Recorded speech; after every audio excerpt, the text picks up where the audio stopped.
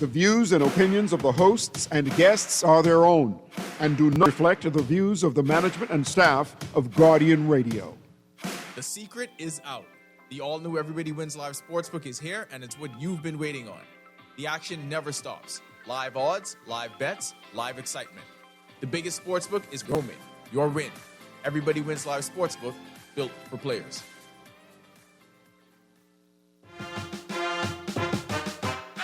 Hey y'all, this is Jonquel Jones. This is Mike Strong with the Indianapolis Colts. Yo, it's your boy Buddy Hill. This is Jazz the Kid Chisholm. Klay Thompson of the Golden State Warriors. And you are logged into 10th year seniors. 10th year seniors. 10th year seniors. 10th year seniors. You're logged in with 10 year senior. You dig?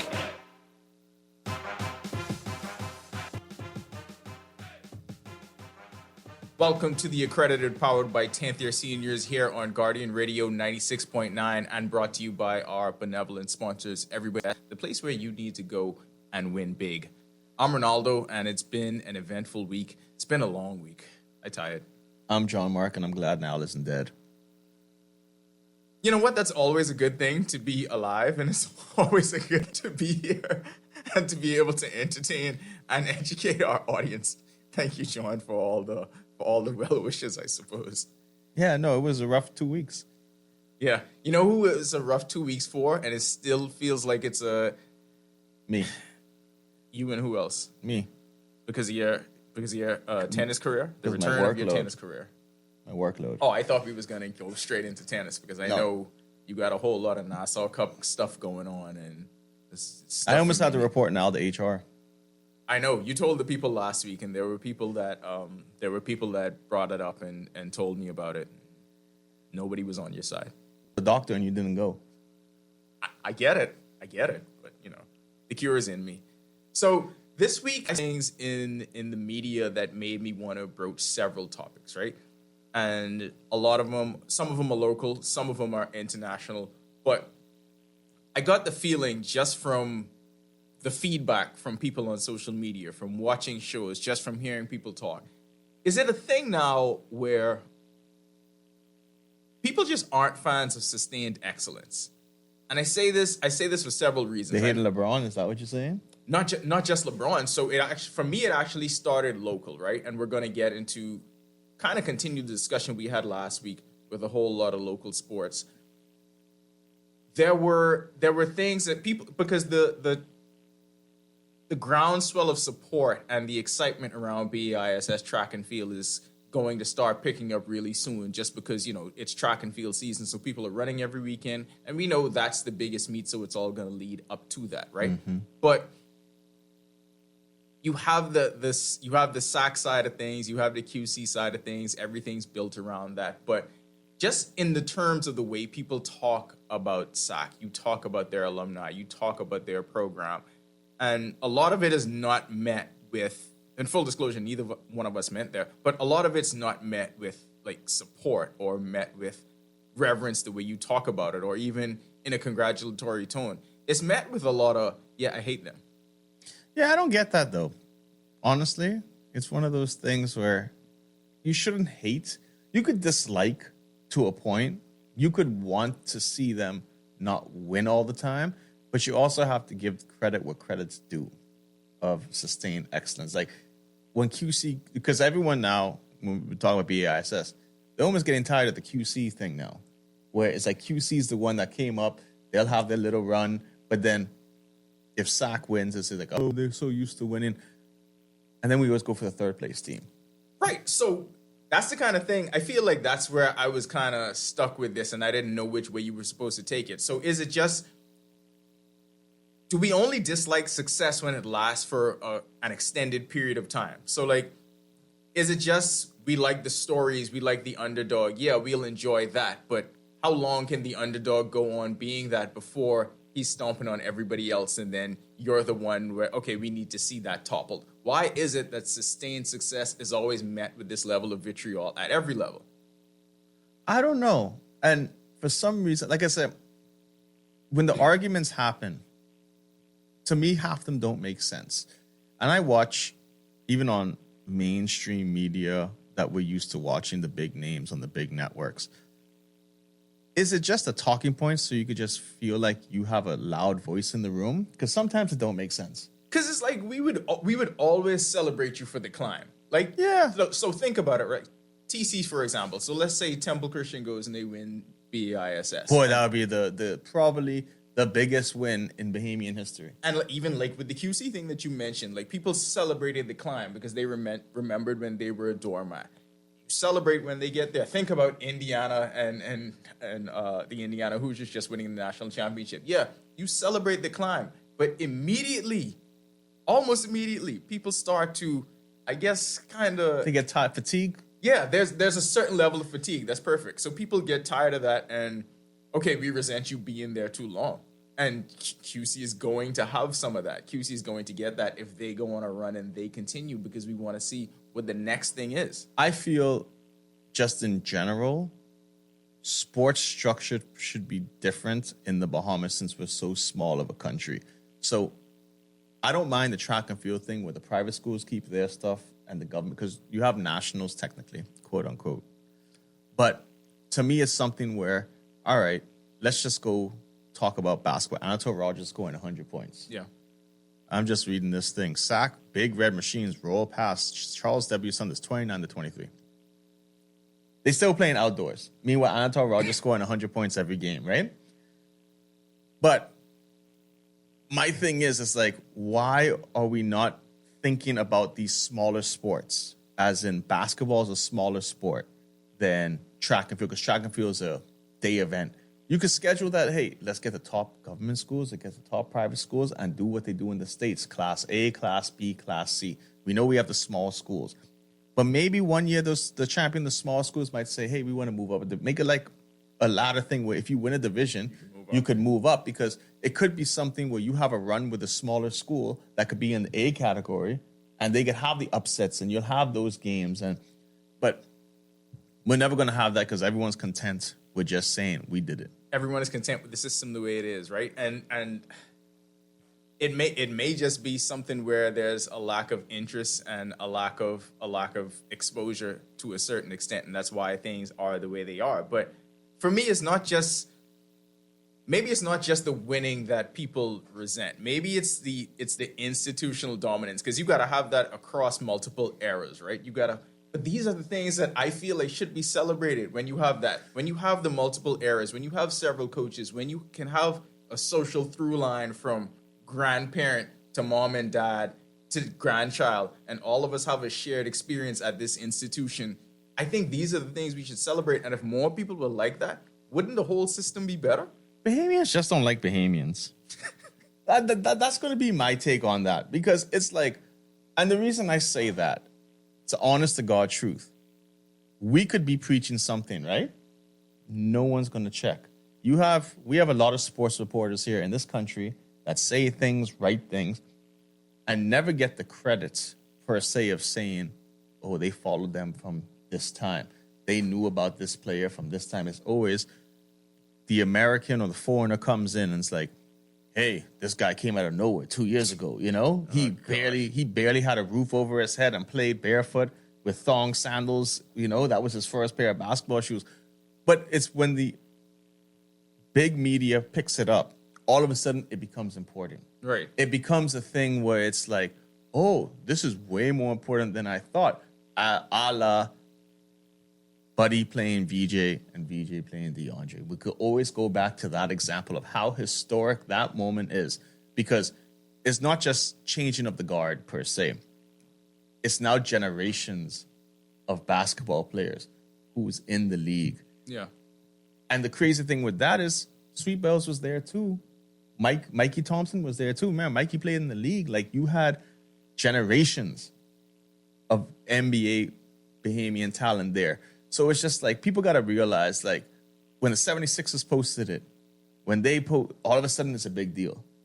That's been a big deal from the longest. But before we even get to that point where any of them could get there, I think we would be more accustomed to those stories, and we would feel like we have an emotional stakehold in those stories if we were invested way before that even happens. The reason we have to- 100%. The reason we have to wait until, well, most people have to wait until they get to that point when those stories are told is because they're not invested in the stories early on.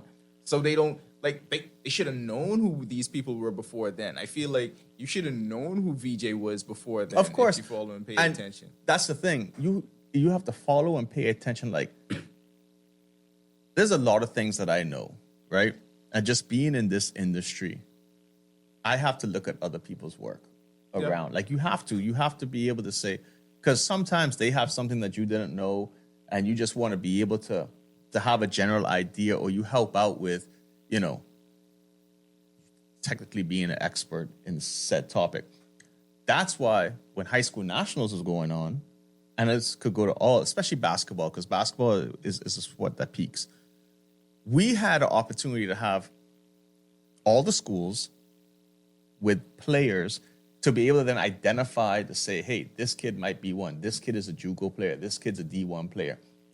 We had that opportunity to be, and to me, it's, you had CC Sweden before they get beat by 100 points this season. A different era. Yeah. Like, was Corey Sands on those teams? Yeah. He's D1 player now. You know what I'm saying? Yeah. But you have all these players who have played JUCO, who have gone D1. I think Tanny was on that. He went D2, D1. Yeah. So it's just like, we were able to see all the talent under one light. And then I think that helps drive even more to be able to say, oh, there's a lot of promise coming out. But without the, okay, so here's my thing. And I want to take it back to let's take it back to storytelling. Let's take it back to exposure, take it back to people just not being as invested, right? And so whenever you talk about that, you have to talk about the people that are most invested. So if we are going to sit here and we're going to browbeat and we're going to say, yeah, people aren't invested in the stories, people just aren't engaged enough, and that's kind of the reason why things are the way it is, then why is it that I feel like as a society, we look down upon the people that are invested? Because I think every year you will see people chastise, okay, why are you all so into this rivalry between high schools? And maybe it's because we've always been more in tune with sports in America, and we went to big time universities in America, and we look at it sideways when people don't understand why it's a big deal. Because, like, do you all don't know these things prop up entire economies? Like, think about Nassau as equivalent to a small town in It's the a college States, town. right? Yeah. What's usually the biggest thing, whether it's a college town or a small town? That high school football team, those kids are like stars. Yep. And but that's also a generational thing. And all of that, people at the community, in the community at every level are involved in it. So it shouldn't just be SAC as the only fan base where you have this kind of thing happening. It shouldn't just be, okay, I'm glad QC is challenging it, but it shouldn't be those are the only two that we have. So is it that we just don't like when people have this structure? If they didn't exist, would anybody else even be better, or would everyone just be comfortable? Because there are programs that, think about D.W. Davis basketball. Yeah, junior boys. Absolute dynasty. Relatively untouched. Like, Mark Hanna has that as one of the best programs in the country, year in, year out. Sustained longevity, sustained excellence. They don't get any of the hate and the vitriol and any of that kind of stuff. Is it because they have a lack of exposure? Is it because a lack of, I don't know, whatever it is, resources? You don't have the same level of alumni. It's just not always in your face because they don't get the same thing. So I'm trying to get to, what is it here that makes one villainous and one just gets ignored? I don't know. Honestly, I don't. Maybe because it's just like people look at private school, I guess, a little different, and especially track and field. So let's put it this way. Growing up, at least when I was growing up, it was always the private schools would take the best government school athletes for track and field. But basketball was always the other way around. government school sport, right? Mm-hmm. But I think it's something where we, as a sports entity, don't even know what the hell is going on.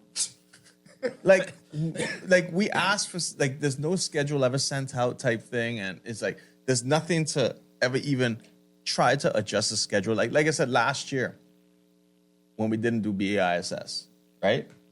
That became a problem last year because it didn't happen. But the fact that that was a problem, shouldn't that be indicative enough for everyone at large to be like, yeah, there's a desire. There's a for value this. of it. There's a value in this. There's a hunger for this. People want to see this. This is a bigger deal than we're making it out to be. So if we know there's a value for it, then I just don't know where the disconnect is coming from. I don't know where it is either, but I feel like the disconnect is people don't understand, what the value of live sports is here. Because live sports is the one thing in this world that is always going to generate traction. Yeah. Track events, basketball games, regardless of what it is, someone's going to tune in to a live event because it's the first time you're seeing it. Everything you're seeing for the first time. Let's put it that way. But then people don't realize the cost behind it. People don't realize, and I know I said it last week to a point, people don't realize that if people invest in it, people have to get paid somehow, some way, right? Yeah. These leagues read too much of the concept of, hey, these big leagues getting paid tons of money. We need to demand this money, but you don't produce any, you're not organized, you don't produce any real revenue. Even if we decide to say, hey, we're going to be doing XYZ basketball games, right? Let's just say we decided to say, we're going to do these 10 games this season. They'll change the schedule when they want. They'll change the venue when they want.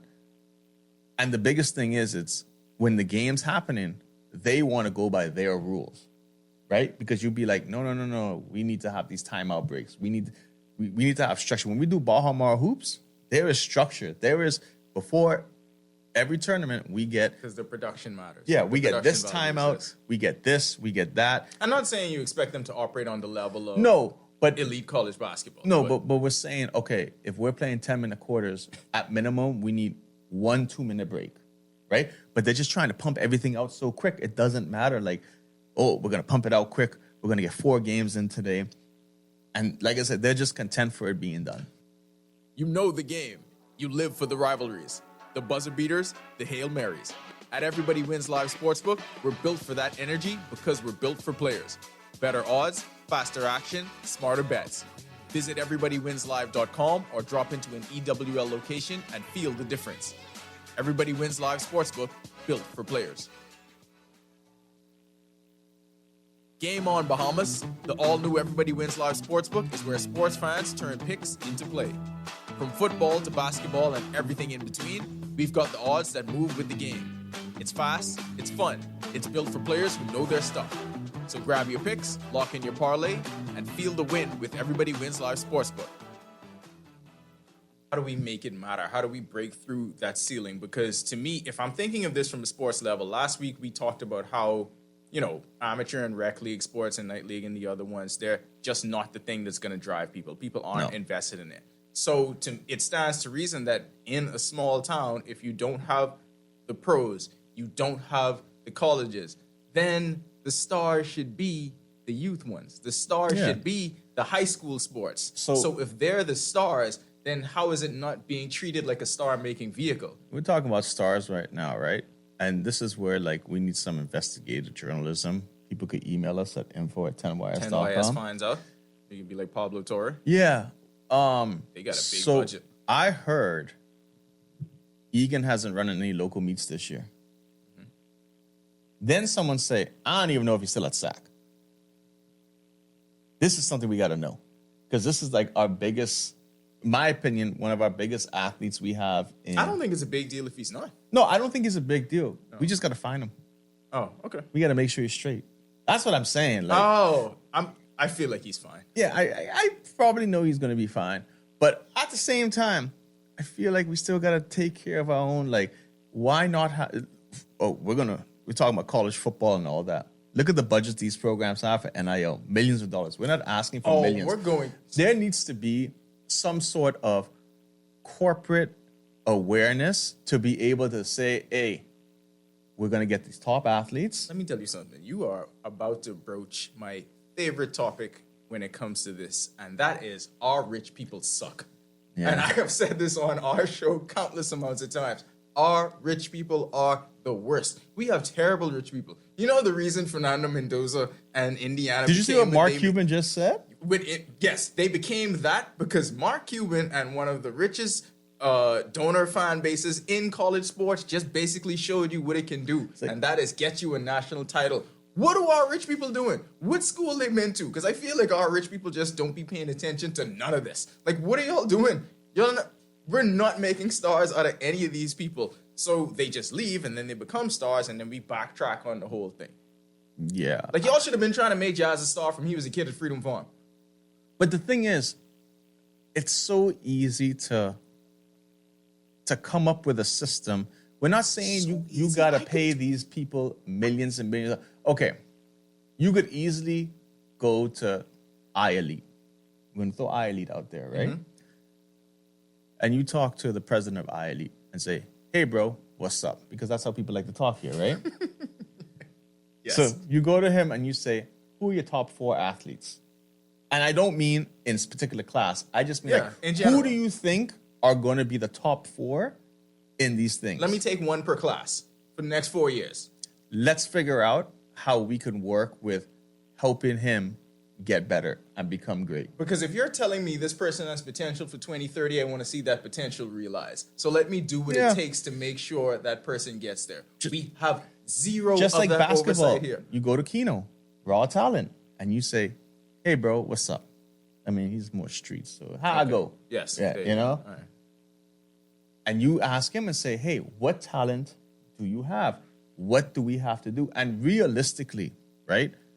We're not saying you're going to these players and you're saying, "You're not here's delivering $100,000 for you to do." What you can do is you can go to a Keno, for example, and then say, "Hey, you get him an academy in Europe?" I'll tell you, but yes, we can get him an academy in Europe. How much is the housing going to cost? How much is the food going to cost? It might be like, well, the academy would take up to this, but we need $40,000 a year to make sure that he gets the proper training, the proper gym, the proper thing. That's a drop in the bucket of an investment. Well, I know, and as a parent that does this stuff, I forgot we're on the radio. As a parent that does this stuff, it's got to come out of pocket. But it's as simple as, what events does this athlete need to go to for them to get to the point where we're trying to get them? Okay, they need to go to these 3, this, and that. Then I'll make sure they're there. What do they need while they're there? Like you said, what nutrition do they need here? What about their training? About all that? There's always something. You can cover all of that, and you can be those kind of benefactors to ensure that the stories happen rather than us wishing and then trying to celebrate after the fact. Our rich people suck. Yeah. So with that, for example, baseball would be less expensive, right? Because baseball is a different system. It's still expensive. Baseball expensive. No. I mean, but I'm just saying, because once they get to like a team type thing, then the costs associated with them almost disappears. That's just like if you go basketball academy route, the cost is going to be a lot less. So you may be only looking at 25% of what you would spend as opposed to 100 if you get them in an academy. Baseball, I think it all depends on who's representing.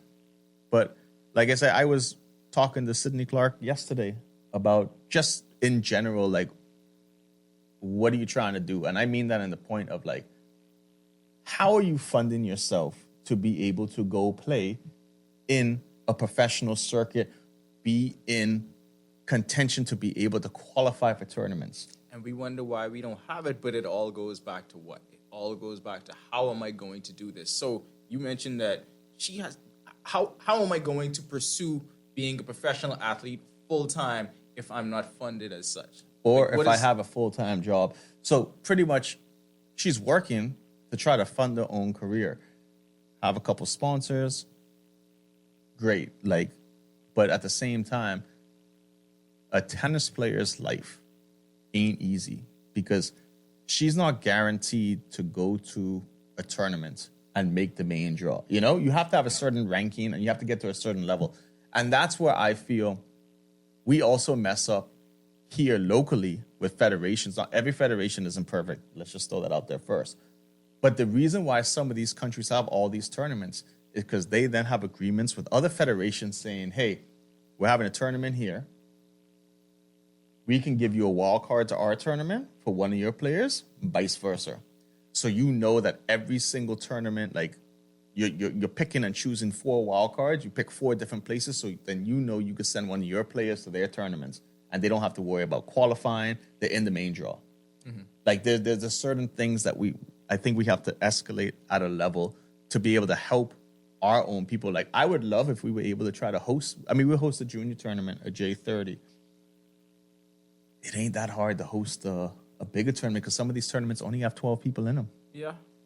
But does it all go back to a mindset thing and why all of this is connected, right? Because we started this talking about sustained excellence and why people hate that. But if that's our default approach, and as a people we don't celebrate sustained excellence and we don't like it and we don't enjoy it, what does it say about You want to know the big thing about why we don't develop it? sustained excellence? Anton Andrews just ran a world leading time. And I feel in my opinion, it wasn't that big of a deal for people. Like they looked at that and just like, oh, cool, whatever. We take all of it for granted. Exactly. That's what it is. It's just like we literally he just ran a world. What are the things that we do celebrate? Like, Junk canoe, I don't ratifications. Do we even celebrate junk canoe though? Because the junk they celebrate the bad parts of junk canoe. the people that are in it, the people that sacrifice and give their lives to it, I know that they love it, and I know that is a year-round softball. a year-round thing for Old them. timers? Oof, a different. Honestly, I have a hard time figuring out what do we celebrate as a people. Like, what are the things that we love that are met with universal applause? Because, yeah, we're going to be biased. Yes, we are sports people. That is what we've chosen to do.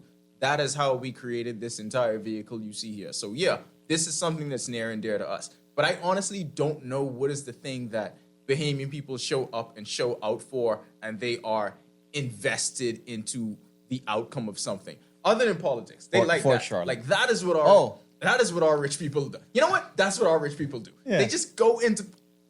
I don't. You know what I said? I was. I mean, they have a thing over Christmas break where they give away a lot of stuff. That's what they love. Yeah, but everybody does that. Like to me, that's easy. To me, that's No, like that is easy. That's a cop out because. Yeah, you're doing something. We gave away $2 million worth of stuff, but it's just like, wait, what value actually is it? Like, I get people get some money, people get some stuff. That's cool and all, but that's entertainment. And because sports is my thing, I get it. And we're talking from this example, right? But if I was like Mark Cuban, you know what St. John's would be like. I would hope for it to be unfair. But the problem is, Javez Colby would have still been here. You know why? because you would have had a whole prep school here just dedicated for Javez and bring down any kid that has Bahamian ties. But think about how much more of him they're walking around. He just got another offer Washington to State. Washington State. This was a kid who 3 years ago, maybe 4 years ago, Klay Thompson school. Did not play basketball at all. He was a baseball player. Did not play basketball at all. Was just figuring out his way on the basketball court. He is going to go to a major D1 Here's school. the crazy thing about, and this is where we're going to have to, I'll say this on the radio now, so if anyone is listening right now, if you know of anyone who has a Bahamian parent and was born in the States, in Europe, wherever the hell they were born, right? Please push their parents to make sure they have a Bahamian passport. The sooner, the better when it comes to age. Anything before the age of 18. John just put on the national team hat. Anything before the age of 18, because surprisingly, it doesn't happen a lot. A lot of these people, I want my kid to play for the national team. Every single association in the world has different rules, right? So the sooner you do it, the better it is, because surprisingly, someone reached out to us with Jonathan Watts is his name. Mike Bass. Shout out Mike Bass, man. He's done so much for grandchild, this country. right? He's done so much for this A country. 4-star recruit, 6'7", 4-star recruit, Shout right? out Mike Bass. Got an offer to Florida State. Mom contacts me. Hey, he has his passport, XYZ, blah, blah, blah. We want him to play for the Bahamian national team. Easy work now. Put a pin in that, right? And I want to harp on one part of all of that you just said. Mike Bass. Not even just Mike Bass. Y'all knew how great he was. Y'all knew he was a 4-star recruit.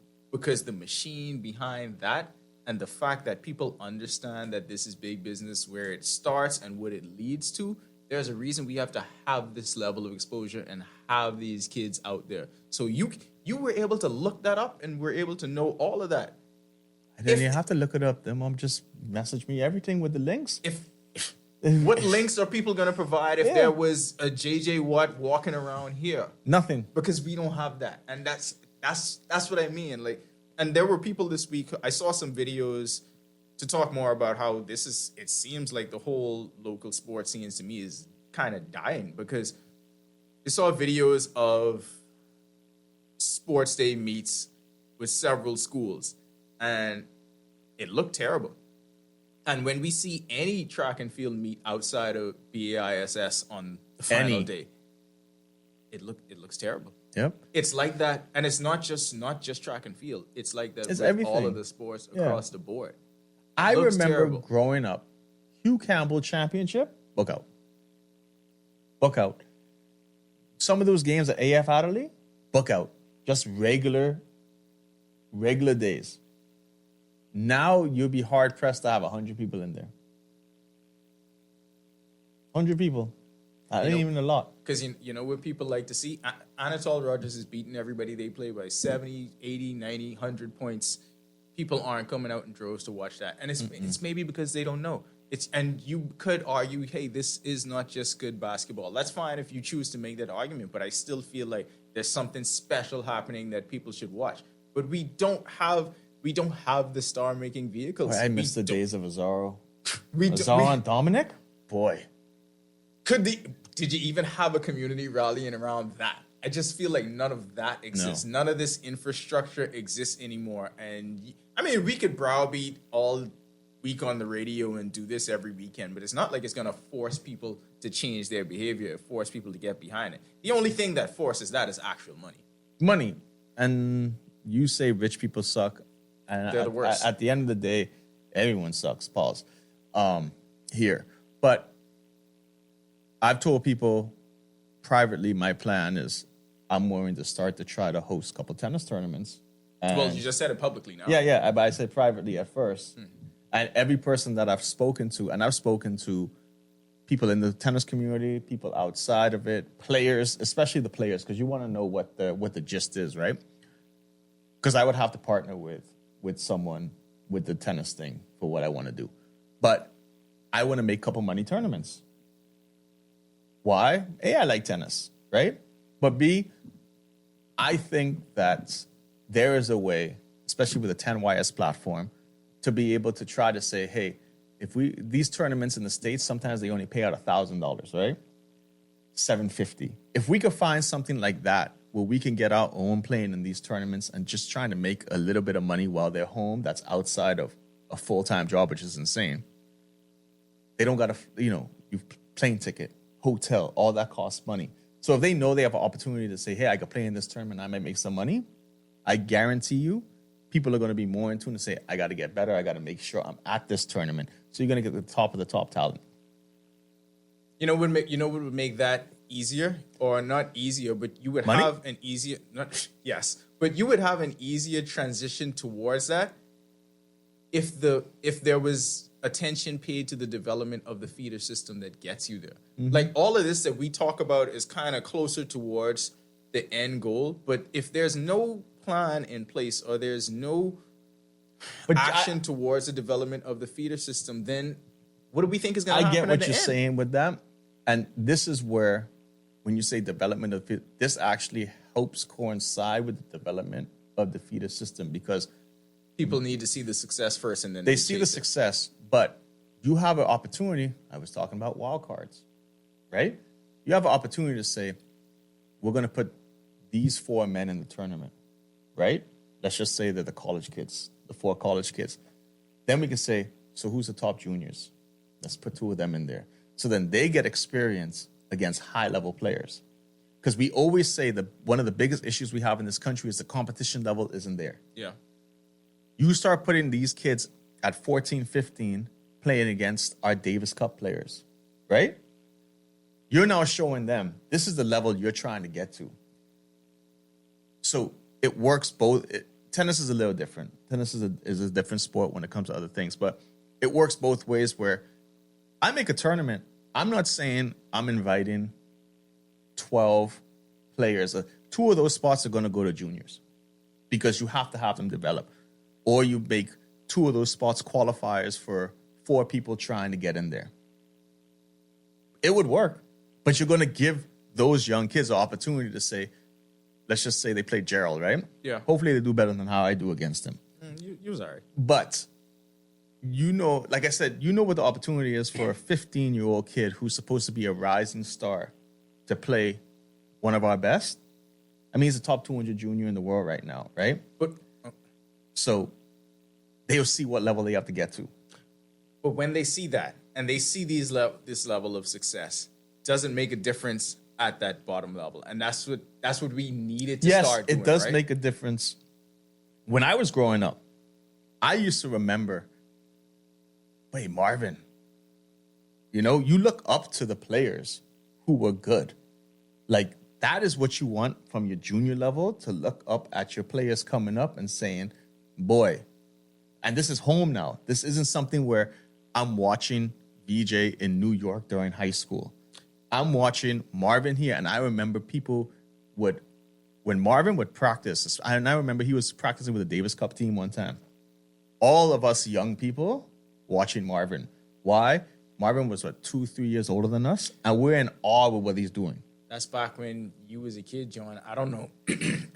I don't know how much of that exists today. Because when you think about it, so I had this train of thought when I saw what Jazz signed to avoid arbitration, right? So he's getting 10 mil. Mm-hmm. He's getting 10 mil for a year, right? How many, I don't know, what are the most noble professions that everyone touts and loves here? Doctors, lawyers, all of that. I can't say mine, but How many politicians? How many of them do you think are getting $10 million for a single year? This is not even his big contract that he's going to get to, right? It's not how many of them that we think that's actually happening to. Well, that's happening with this young person through the sport of baseball. Mm-hmm. Do you think that should change people's approach at the developmental level? Yes. And that should be on Yes, a because pedestal like this is what's possible. And you're taking it further with Jazz playing. Let's go back to Sabas signing, to Lucius signing. That should have been something where people wake up and say, damn, they made a whole rule for Lucius. I don't think that changed any of our feeder systems. It didn't change then, the because feeder the system. same things that were in place, that the same systems that they came through are the same systems that the kids today are going through. There was nothing that changed in terms of a wider scope or a developmental level or people putting more into it. The same small group of coaches and parents and people that propped up the system then are propping it up now. Yeah, and that's the sad thing, but we need more people. And I'll say this, I know communities are cliques, right? When it comes to the adult world of, that's why SAC's so successful, QC is so successful. And I have no, because their rich people are a little better, and all rich people suck. I have no issue with that at all. But I could promise you this: when I start this tennis thing, right, I am going to be able to find people in the tennis community to then say, I like what you're doing, I want in. Because we talk about nostalgia of last week about things. Mm-hmm. People who love the sport have to put effort into the sport to help it, because at the end of the day, you're only propping the sport up. Like I don't care about being a legend. I don't care about my name being anywhere. I care about people being able to play. Because when I was growing up playing tennis, I used to dream for days to be like, oh, I want to play someone better. You know, I would be in a tournament. Let's just say I had to play Marvin. I would be like, cool. I know I could lose bad, but I want to do it. You got to see where you are. So, like I said, when the tennis thing starts, you'll see what we're going to broadcast it to, just so you know. So we're going to have to be ready for that. But that's helping to invest in the younger people. When we come back, we're going to get to the Bud Light Easy Takes of the Week. We're going to continue along this train of thought, and then we're going to venture off a little bit, because that's kind of what we do. Stafford going to the end zone, reaching up and making the grab. Bahamas, are you ready? ready for the ultimate Bud Light football experience. Buy 2 6-packs of Bud Light at any Jimmy's Wines and Spirits location or at participating liquor stores, and you're automatically entered to win.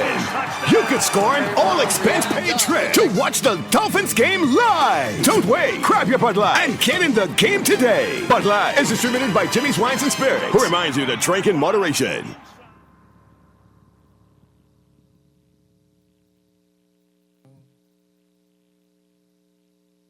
Bud Light Easy Takes of the Week. This segment is all about bringing you the thoughts, ideas, the things that you've been wondering about, or you may not have heard before. But these are the 10 YS takes that you're going to sit in your car or wherever you're listening to this. You're going to nod your head vigorously and be like, yeah, they're right.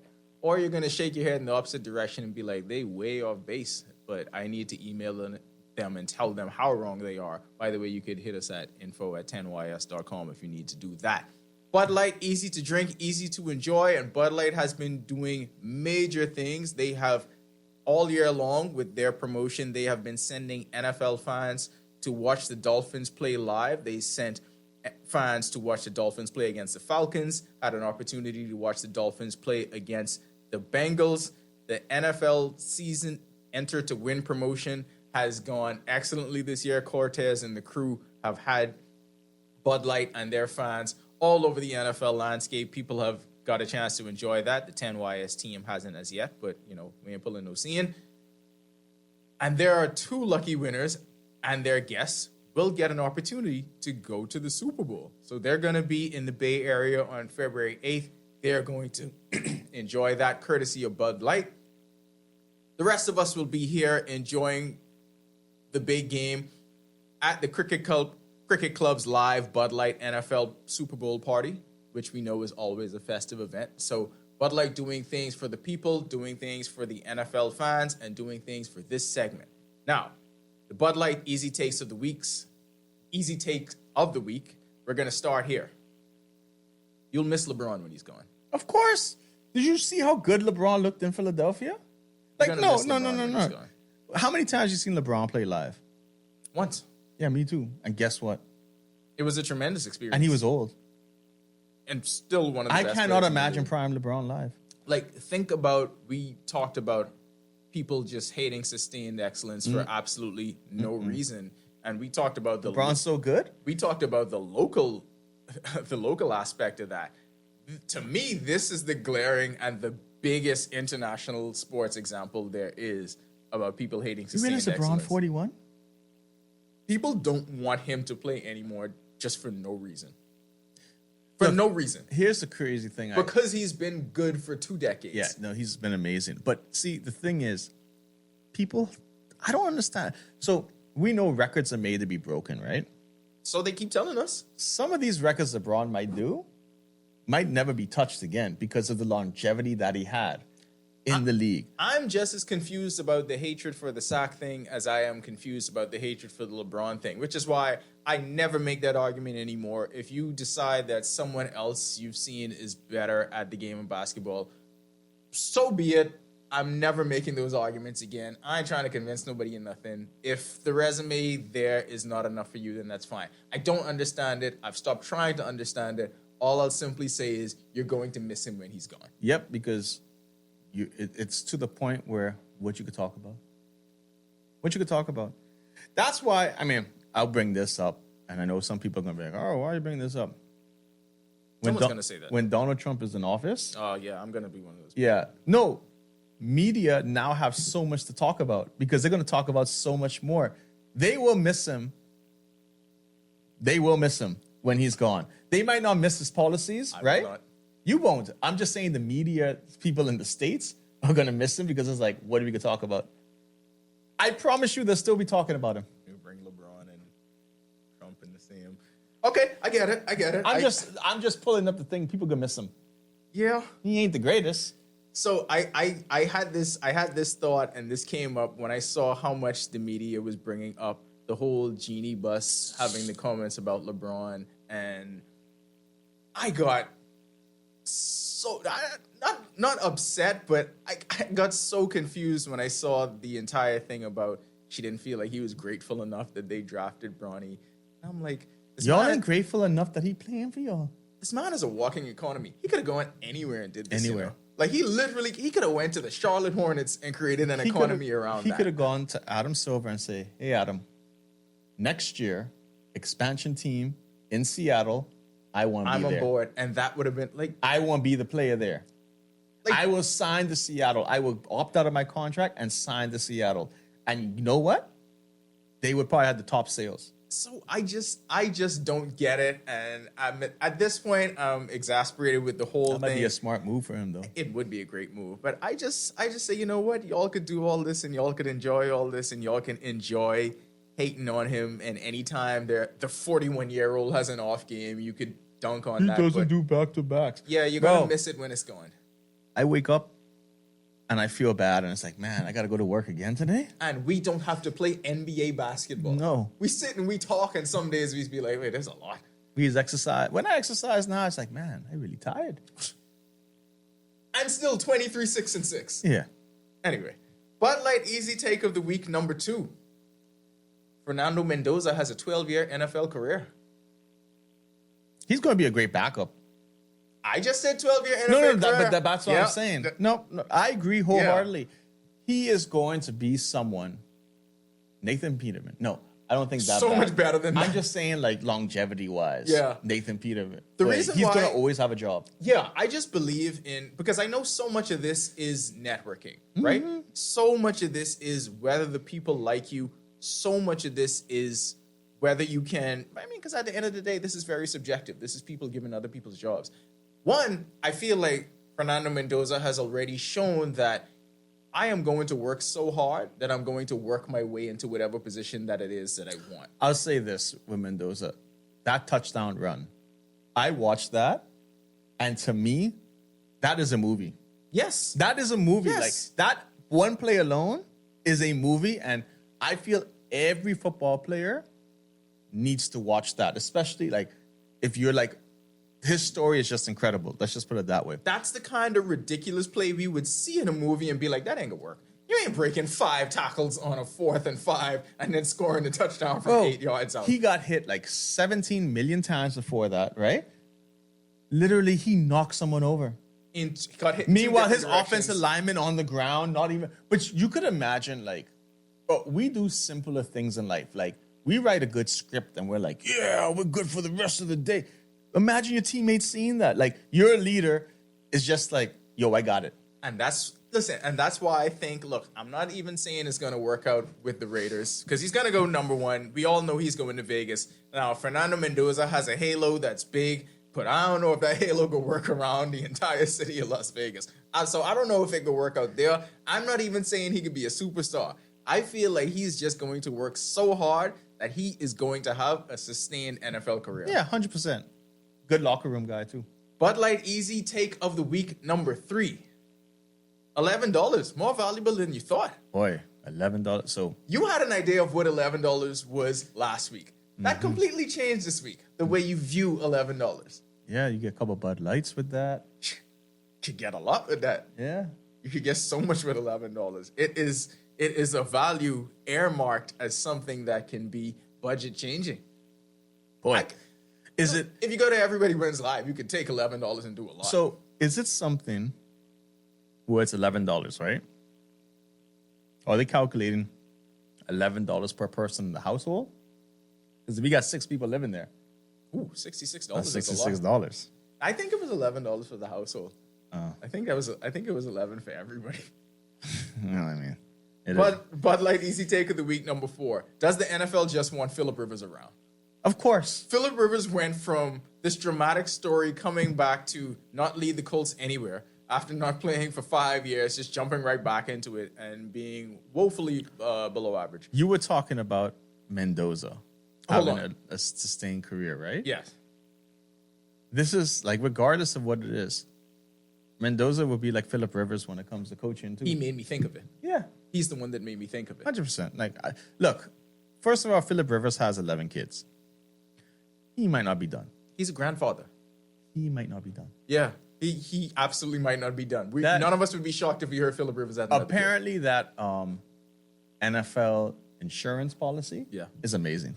because it passes down to your grandchildren, I think. Dan Phillip Rivers. So is set. he got 5 more years on that for playing. But if he's in the league, it resets every year. So the reason we said this is, yeah, everybody knew about the Phillip Rivers comeback that he had with the Colts, but now we see that Phillip Rivers is interviewing for head coaching Buffalo jobs. Bills. Phillip Rivers will be on the list of interviews to replace Sean McDermott as head coach of the Buffalo Bills. Easy take of the week? That was a bad move. But anyways. He just stopped playing 3 minutes ago. Yeah. Came back from a 5-year hiatus to finish the season, and now interviewing for a head coaching job, leapfrogging everyone else in that spot, or everyone who could have been in that spot, and with an opportunity to coach the last MVP we've seen. That's crazy. Easy take of the week. The Buffalo Bills win those done. Yeah. I've been saying that. y'all- We've been saying that. Yeah, you get to take a victory lap. You now, can take your victory now lap that now. they got rid of the coaches, like, here's the thing. Another easy take of the week. Boy, management, you stupid. Like, Who's management? Buffalo's management? Oh, yeah. They like, you can't be saying these type of things. Like, come on now. Like, terrible. Like, you got rid of your Terrible. coach, cool. But you can't say that one play caused us to get rid of the coach. They put the entire thing on Keon Coleman. Yeah. And we all know, look, the draft, pro sports, all of this is hope trafficking. You go into that room, you see these list of names, you grind through film, you try to figure out, you make your projections. We all know this is all hit or miss every year. You can't- For you yeah. to say the entire decision or the coaching staff was done because this one decision didn't hit. How many receivers did they draft during this time span? I don't How was know. it all Keon Coleman? Yeah, I watched something where they said like that whole draft class wasn't really performing that well. But you can't single out one you know what? How about you single out How the much fact turnovers Josh Allen had? Josh Allen himself was the one who said he had to be better, right? How come nobody singled out, well, whose decision was it to let Stephon Diggs walk? How is that not bigger than Keon Coleman not becoming a star? Because none of the receivers they drafted over this time period became stars. No. They let Gabe Davis walk, and Gabe Davis was productive for them. Yeah. And Gabe Davis then tore his ACL again. What is that? Like, I don't understand how Keon Coleman became the lightning rod, but whatever. Yeah, I don't get it. And for me, he's such a good person. You know, he's a genuine person. He needs a change of scenery, and when Miami. I saw that, I said I want him to go somewhere, and I want him to do well just to stick it to these people because that's messed up. You go to Miami. Another Bud Light easy take of the week. You're gonna love this one. This is one of your favorites. This may send you into a tangent for about 20 minutes. I don't know. High school nationals basketball should be the main event. There's no way that a fundraiser for a junior high school should be the thing that determines what is the top high school basketball team in our most popular sport. Yeah. We already have seen that high school nationals worked in the basketball scene. So we had something, and then y'all took it away. For what reason? COVID? That COVID's can't over. be the only reason, because I feel like they were killing it before that. COVID? Where is high school nationals basketball? Why is it not back yet? Why do we have high school nationals in other sports? Baseball just came out and had their first one. So here's the thing with it, right? You have Hugh Campbell, and this is the thing that always baffles me. So you're saying, we're going to come to Hugh Campbell. We're going to come play, right? Hugh Campbell don't offer them nothing. No? But because it says nationals, people now expect, oh, y'all have to pay for me to come to go do X, Y, Z, right? I could understand them saying, we would take, let's just say they take care of accommodation, right? It's just like traveling with a national team type thing. You go to one of these big tournaments, you have to take care of your airfare, and then the only thing they take care of is like hotel and food, right? If you guys are willing to go to Hugh Campbell, and the government says, hey, we have nationals, but we have to change the structure of how we're doing nationals. We can provide X, Y, Z, but you guys got to provide your own airfare. We got a discount with Bahamas Air type thing or whatever airline, Western Air, it doesn't matter what airline. Hey, this is the way it has to work, right? So be it. But you took something out of Freeport that Freeport was owning. Like that was their thing. Like we talk about economies and that. It may not have been millions and millions of dollars, but it was something substantial. Yeah. Sometimes we have to do away with tradition and do away with what's been culturally relevant, and you got to change with the times. At one point, the NIT was the biggest tournament in college basketball. Yep. The NCAA tournament came along and completely made that obsolete, and it had to be for a different division. It had to be for people that weren't in the main tournament. Well, just because a fundraiser for a junior high school used to be the main tournament, it shouldn't still be that. How about you make that the main marquee tournament for junior high schools, because we don't have one. Father Martian's not that. Nope. We don't have that. Why don't you just make U Campbell that, and then you have high school nationals in the way it was already running, have that be your national tournament for senior teams? I mean, shoot, you could also go to say, hey, U Campbell's going to be the teams that don't make nationals. It could be that. There are ways around it. There is nothing stopping you from having nationals and saying, no, our nationals is going to be the same time frame. Now what are you going to do? That's then going to put the decision on the teams. What do you want to do? I'm just saying all of these because stars, if you're willing to pay to come to Hugh Campbell, right? You can do the same thing. Then you can do the same thing. I'm just saying all of these stars from all of the stars over the last, as long as we've been doing this, 10 years, had their moments on that stage, had their moment on that national stage. VJ did. Mm-hmm. It was the earliest tape that people saw of him. Yeah. People was not going to see that at Hugh Campbell. No. It just wasn't going to. I know he played in Hugh Campbell, but it's just like, it happened in a vacuum. Exactly. And it always happens in a vacuum because, like we've always said, when we did nationals, we made the conscious effort to try to do every single game in that arena to get the maximum exposure from those guys, right? We were only contracted to do one game. Yeah, and we were like, no, that makes no sense. It makes no sense for us. So we're going to try to do as many games as we can. We will change the entire model for the good of, not for the good of us, because it made no difference to us and our bottom line. No. Change the entire model for the good of the product. Yep. And now the product don't exist no more, and nobody is ever given a reason or an account to why. And we have $11 to play with. Per person. We have household. so much $11 that we could do, that we could get nationals back on track. So many $11. Oh, yes. Yeah. Why not? You know how much plane ticket I could probably buy? Why not? That's all I'm saying. We could leave it there, as simple as that. Why not? You know what the easy take of the week is? Kaizen better learn how to run around the base. But Bud Light easy take of the week, he's going to be the best singles power hitter ever.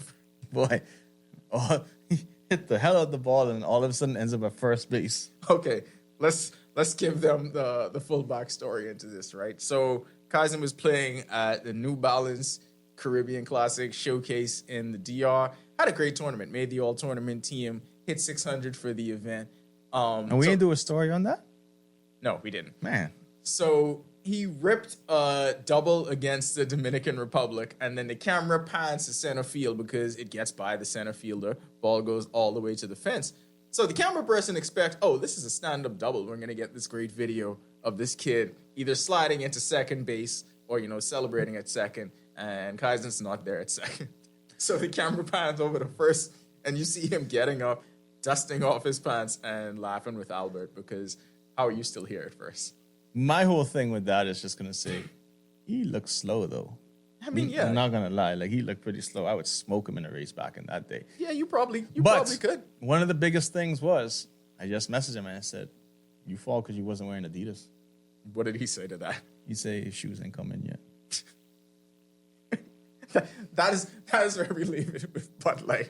And don't forget, the Bud Light Super Bowl party is the only way to celebrate the big game. That's going to be live at Cricket Club on Super Bowl Sunday, February 8th. Bud Light is also granting 2 lucky winners the opportunity to go to the Super Bowl live in person. So stay tuned and listen to find out who those lucky people are going to be. It might just be you. Go to any Jimmy's Wines and Spirit, continue purchasing your 6 packs of Bud Light, and you have your chance to win.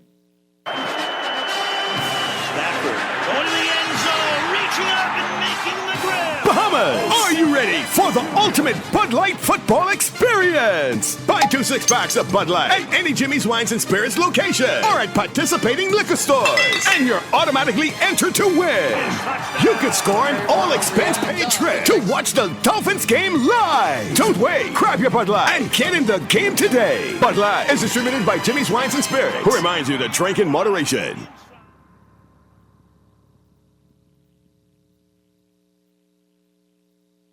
Some fans watch, real fans play. Everybody Wins Live Sportsbook turns every match, every shot, every score into your moment. The better you know the game, the better you play. Now with smarter features and a bigger experience, Everybody Wins Live Sportsbook, built for players who live the game. Big players deserve bigger wins. That's why Everybody Wins Live Sportsbook is giving players more. Are you ready to experience more action, more prizes, more ways to win on every game? NFL, NBA, MLB, if it's on, it's live. Jump in, place your bets, and feel the energy.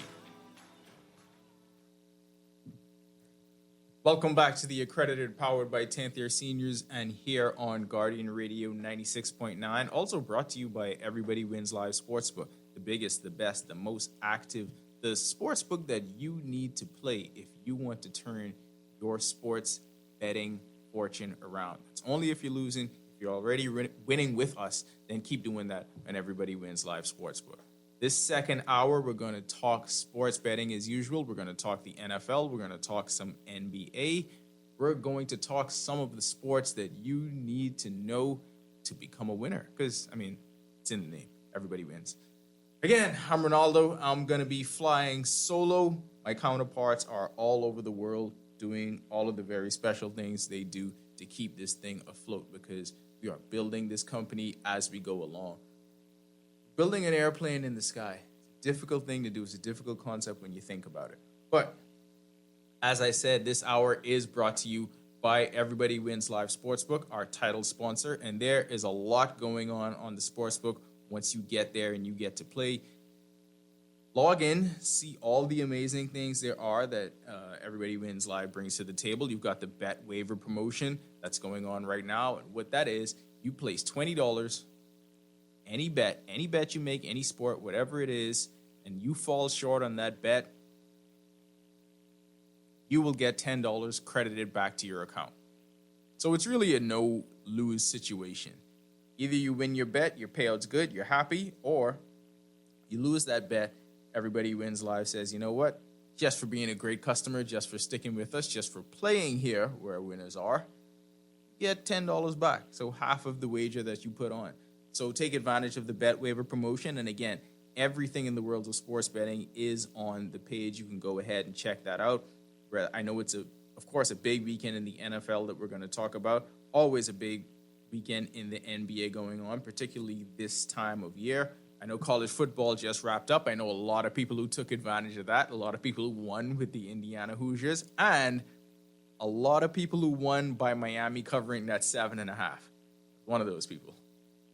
But you've got the NBA. You've got elite soccer played all over the world, whether you're a Premier League guy, whether it's Serie A in Italy, whether it's the Bundesliga in Germany.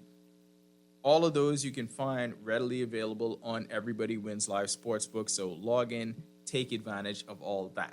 But we know why you're here. You are here to talk NFL. You are here to talk the NFL playoffs. And it all comes down to this. I'm a college basketball guy, so everything is Final Four related to me. We are going to talk the Final Four in the NFL. Start in the AFC. AFC Championship game. The New England Patriots on the road. Denver Broncos are at home, trying to still take advantage of that mile-high climate and everything that goes along with that.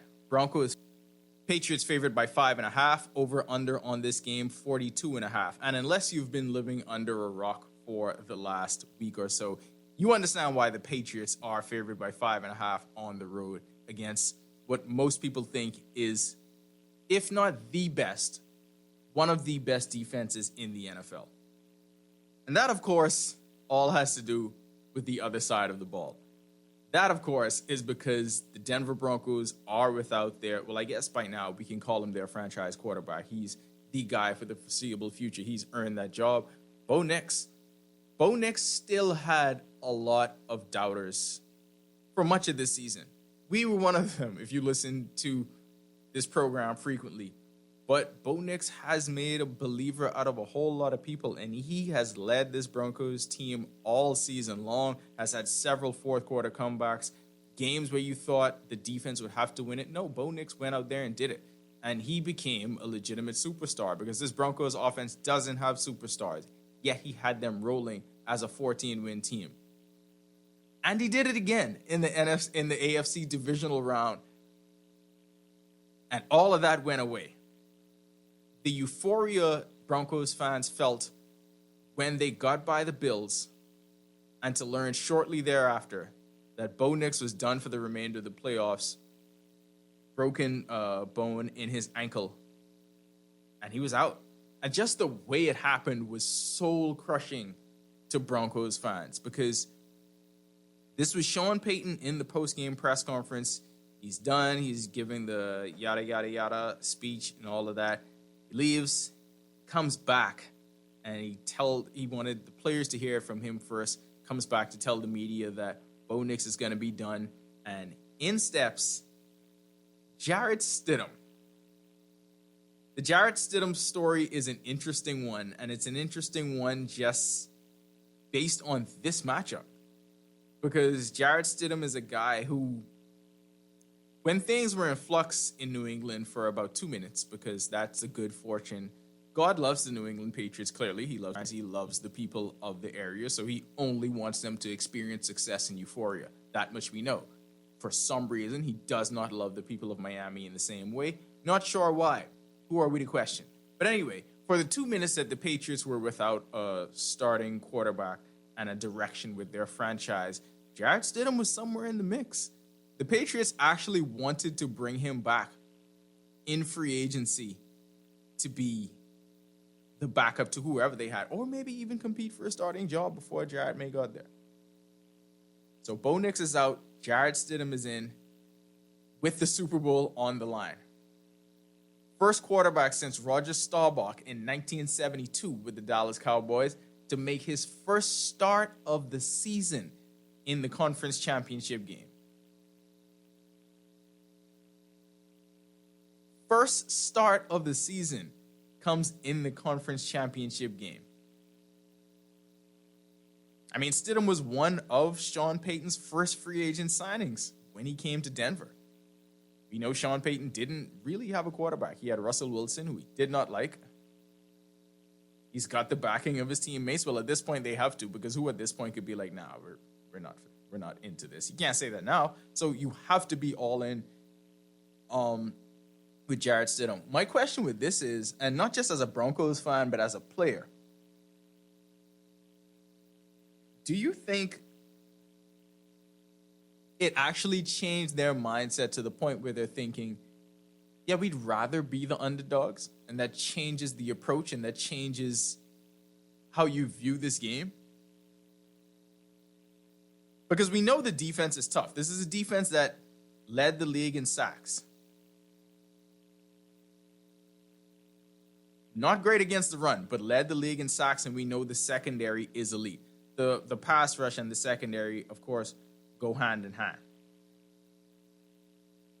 But Jarrett Stidham is stepping into there's only one other game he could possibly play in that'll have more pressure than this, and that's the next one that he'll play if they win this game. But after a season of the doubting, the season of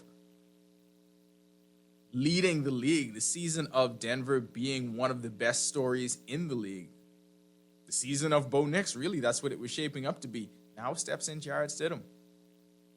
Vegas obviously does not believe in him. That is why the Patriots on the road playing this type of defense gets favored by 5.5. Would never happen under any other circumstance, especially the way they looked getting by the Houston Texans. Really, they got by because C.J. Stroud had the worst game of his life, and Drake May and Kayshon Boutte, because you cannot leave out probably one of the greatest playoff catches any of us have ever seen.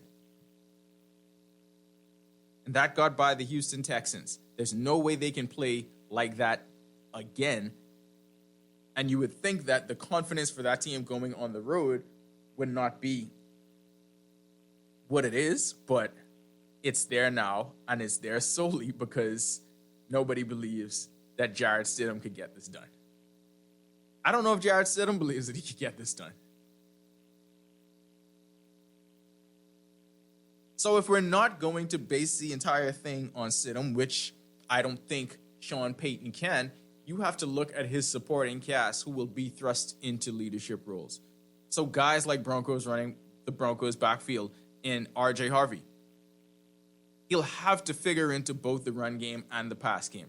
I don't think Stidham's going to go out there airing it out because, that wasn't even something that was the first option that they did with Bo Nix. Yeah, it happened a few times when there were some incredible fourth quarter comebacks, but that wasn't really the calling card of this offense. So I think Harvey's going to play a big factor. I mean, against Buffalo, he was a big factor. Caught 5 passes out of the backfield, 46 yards in the divisional round. So we know backup quarterbacks tend to check down a lot. So look for the tight ends, look for the backs coming out of the backfield, and RJ Harvey is probably going to be that guy. Patriots defense is riding high. They have to be riding high. They have to be confident because if you're that defense and you are saying to yourself, look at what we did to CJ Stroud, somebody who was perceived to be a franchise quarterback, if you look at what he did 2 years ago as a rookie and the way he was supposed to be trending, I don't know if this playoff changes that. But if I can do this to CJ Stroud, somebody who at the very least is a starting quarterback in this league and has been for 3 years, if I can do that to him, if we can rattle him that much to force that many turnovers, score a defensive touchdown, if we can do all of this to CJ Stroud, what can we do to Jarrett Stidham? What can we do to someone who is starting a game for the first time this season? That is an insane stat.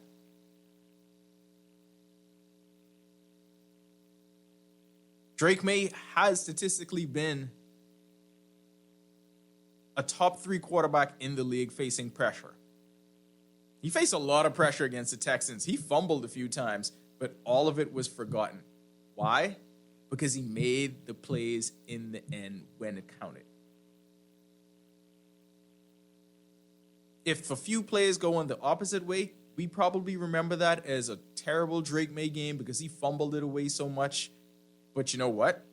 You don't remember it, and all of that is erased if you're still able to make the play. Because Drake May is that kind of quarterback at this age, there's no way you can count him out against any defense because he can have the horrible game. But Drake May has arrived at that stage where you feel like you can count on him on a game-winning drive. You feel like you can count on him to make every single play, whether it's with his feet, whether it's checking down, or whether throwing the deep ball. Not only has he been one of the best quarterbacks in the league facing pressure, he's been one of the best quarterbacks in the league throwing the deep ball. I didn't think Darryl Stingley was susceptible to it. Drake May and Kayshon Boutte proved us wrong. So we think the same thing about Pat Surtain II, that he's not going to be susceptible to any of this. But can Drake May prove that wrong again? He probably can. He probably can. I wouldn't be surprised at it. I wouldn't be surprised. Since the Bo Nix injury, I have not seen any experts tout that the Broncos can win this game. They think they can keep it close. The groundswell of opinion is that the defense is enough to mucky up the game and maybe they cover that 5.5. But everybody, by an overwhelming margin, feels like New England has been fortunate again, like I said, God's favorite, and they get to walk their way into the Super Bowl again and usher in a new era. Yeah, 6 times with Tom Brady. Brady leaves, gets his 7th with Tampa Bay. Lean years for about 5 minutes, and now you got Drake May for the foreseeable future. Replace Belichick and Brady, Drake May, Mike Vrabel. Just keeps on rolling in New England. I don't know.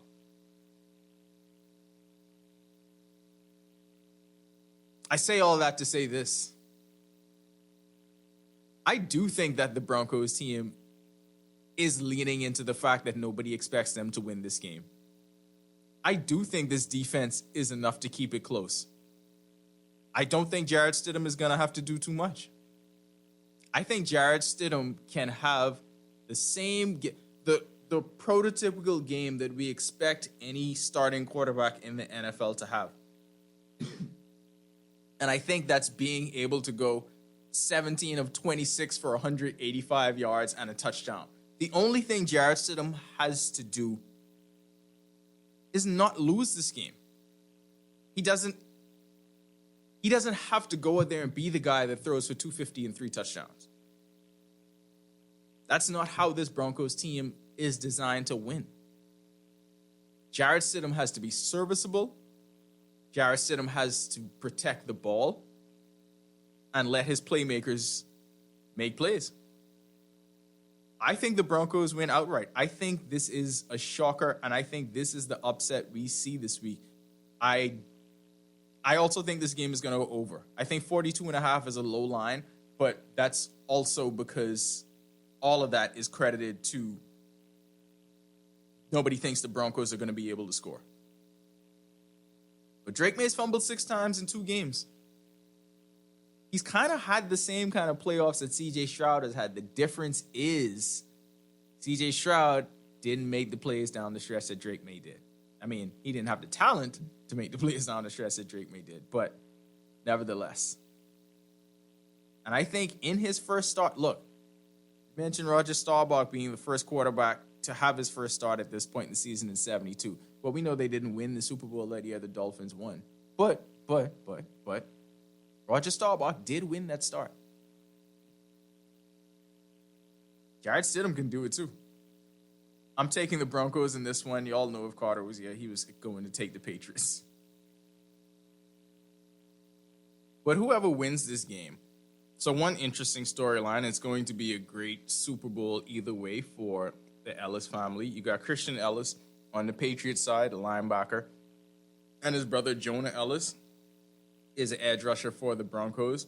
So, I mean, obviously within the family, someone's going to get bragging rights for life. But the parents and the rest of the family should be saying, we win already because we go into the Super Bowl no matter what.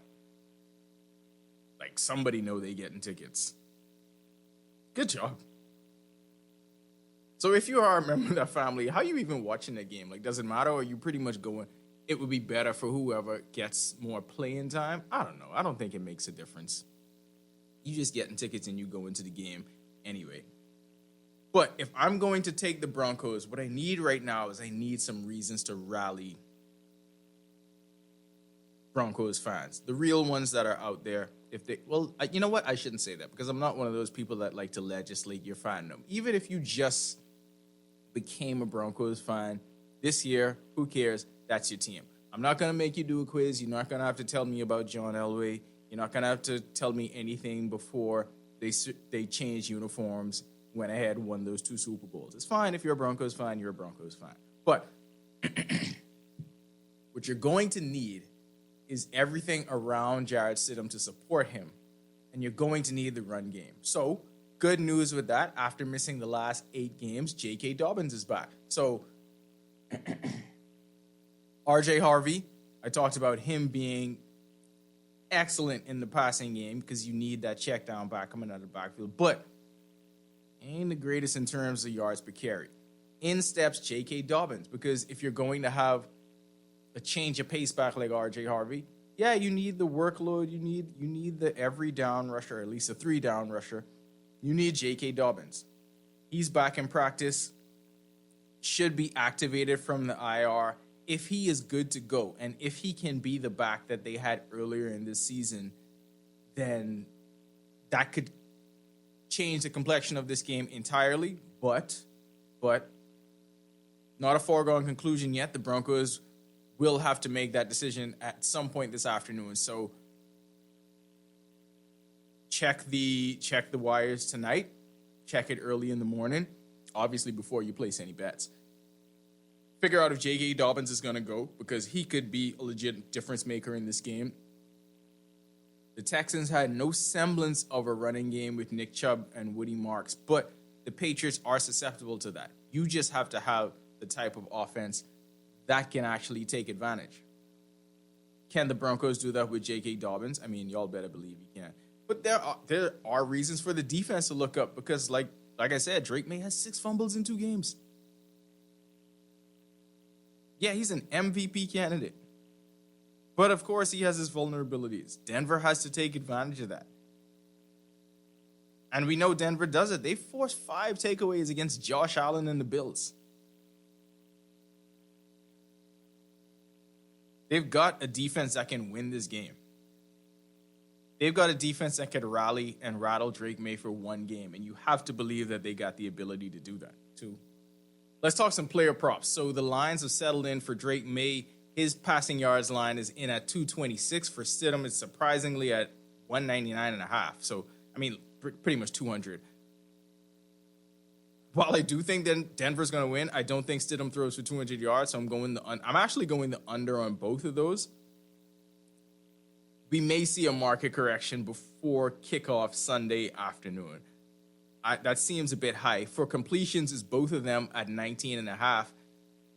I could see the over coming for Drake May. I don't see the over coming for Jarrett Stidham because in an ideal world, Denver is not passing the ball that much in the first place. Passing touchdowns, I think Stidham's going to get one.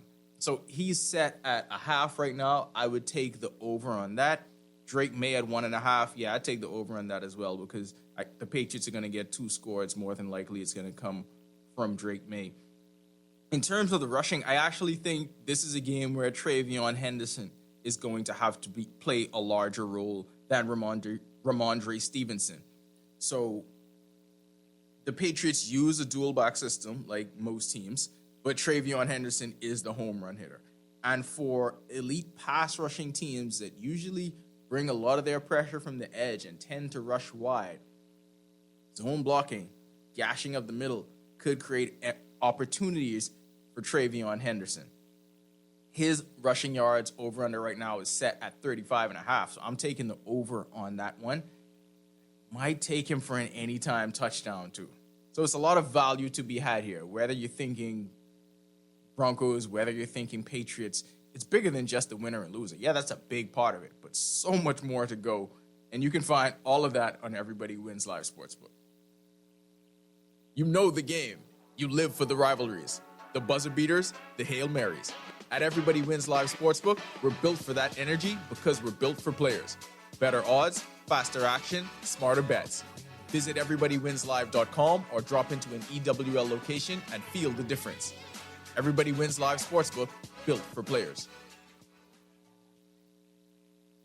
Game on, Bahamas. The all-new Everybody Wins Live Sportsbook is where sports fans turn picks into play. From football to basketball and everything in between, we've got the odds that move with the game. It's fast, it's fun, it's built for players who know their stuff. So grab your picks, lock in your parlay, and feel the win with Everybody Wins Live Sportsbook. Let's go over to the NFC. This is the last game on the schedule for the night, and this is the one that everybody wanted to see, the one that everyone feels like they need to see. Who doesn't love a good trilogy? Well, maybe people that like the Godfather series. Okay, maybe sometimes trilogies go on a bit too long. Except for Rocky. Rocky 3 was really good. I'm sure there's lots of good trilogies is the point that I'm trying to make here. And this is going to be an epic one. The great thing about it is season series was split 1-1. And I feel like most football fans really feel like these are the 2 best teams, if not in the league, definitely the 2 best teams in the NFC all season long. It showed in those 2 matchups because they were probably 2 of the best games of the year. Seattle Seahawks versus the Los Angeles Rams. Seahawks favored by 2.5 points at home. Over under on this game, 47.5 points. This season series has had everything. And they've been easily 2 of my favorite games of the year. The first matchup, the Rams made Sam Darnold look completely helpless. Threw 4 picks in that game, Rams win 21-19. And the whole storyline was about Sam Darnold. People expecting him to unravel. I mean, that's pretty much what happened. And so the Rams offense, as high-powered as it is, as dominant as it has been all season, did not have to do a lot because Sam Darnold basically gave the game away. Matchup number 2, fast forward. Perhaps the game of the year. This was the matchup that had a lot of history. This was the matchup that had a lot of offense. It was high-powered. It was high-scoring. And all of that, I feel like all of that pretty much happened between the fourth quarter and overtime. But Seattle had the most improbable comeback in a game that looked like it was completely done. If you were watching that early in the fourth, looked like it was completely done. Rams offense racked up 581 yards in that game. But in that December matchup, the Seahawks came all the way back. And although Sam Darnold did have a few turnovers early, the Seahawks came all the way back, rallied to win 38-37 in overtime, and made history, by the way, became the first team to win in overtime on a 2-point conversion. And look, if you're listening and you were watching that game, you're thinking, yeah, that was some janky calling with the whole 2-point conversion. It should have never got to that point anyway. This is football. This is playoff football. Stranger things have happened. So for whatever reason, both of these teams, and it's rare that we get a rivalry game to decide who goes to the Super Bowl. This just shows you how great the NFC West has been all season, because if the 49ers were healthy, I mean, they broke down all the way in the divisional round. If they were healthy, probably you could have seen them pulling off an upset and being in this mix. But yeah, NFC West, just easily the best division in football. I don't know when anyone's going to unseed that based on what they have here. But looking forward to this game now, looking at the line and Seattle being favored by 2.5 shows me that maybe the books have finally gotten some semblance of confidence in Sam Darnold.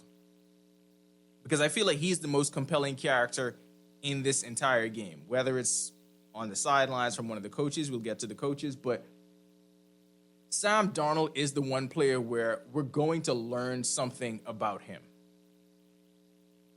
Some people may argue it's something that we know already and that they can't trust him in a big game, but we're going to learn something here about Sam Darnold. Has had the ebbs and flows of his career. People completely wrote Sam Darnold off. Coming out of USC, what he was expected to be did not live up to the top billing on any one of those several stops he had over the course of his career. Looked to just be a journeyman that was going to ride things out. And then he gets to Minnesota, and that team has an incredible run. And you know what? They should have stuck with him. But people said what Sam Darnold did in the regular season was a mirage. It's going to break down in the playoffs. Unfortunately, that's what happened. He was out of there in Minnesota. They thought they could do better. Draft J.J. McCarthy. They didn't do better. Now they're terrible. Anyway, so Sam Darnold actually finds himself in a better situation in Seattle with a better defense. And here he is at this point with an opportunity to go to the Super Bowl. And people feel like all Sam Darnold has to do is keep it together.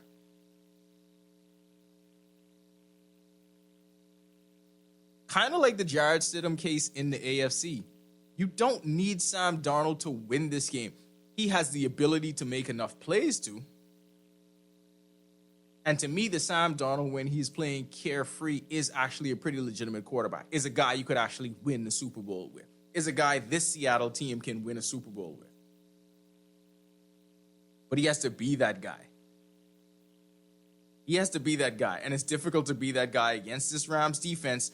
And he hasn't been that guy against a Chris Shula defense since Shula's taken over as the coordinator for the Rams. Sam Darnold just 1-3 against them. And he's had the games where he's had the bunch of turnovers. But that second meeting, that December game, when the Seahawks came back and won, they overcame the Sam Darnold turnovers. And I think if you're a Seattle player, if you're a Seattle fan, that has to be the game that gives you a supreme level of confidence. Because you lost the earlier matchup. Yeah, you could chalk that up to 4 turnovers, anomaly. I mean, you still may get like 2. But I feel like they can come back from 2 turnovers. You know what the Rams offense is. Matthew Stafford, I mean, we can't really call it a resurrection because Stafford never really went anywhere since he came to LA and won a Super Bowl. But he's been healthy for the most part. We're going to talk about his health in a minute. He's been healthy for the most part this year, and that's been the reason why he has to be considered one of the favorites for the MVP for Player of the Year, because he had this offense looking like the best in the league, and it's been all powered by him. Yes, when he's had Puka and the usage rate has gone up, it's been outstanding. He's been the catalyst behind the resurgence for Devontae Adams, who had to find a love for the game again.